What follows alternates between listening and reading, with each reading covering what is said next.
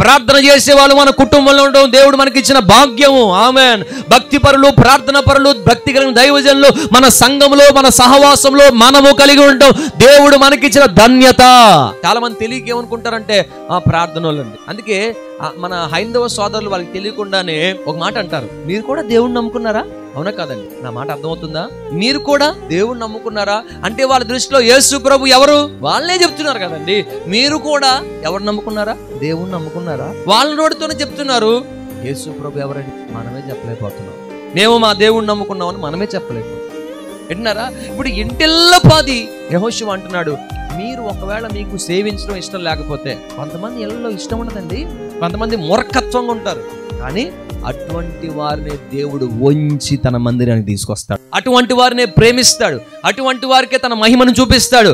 అటువంటి వారినే ఏ విధంగా బెండ్ చేయాలో ఆ విధంగా బెండ్ చేస్తాడు. ఆమేన్.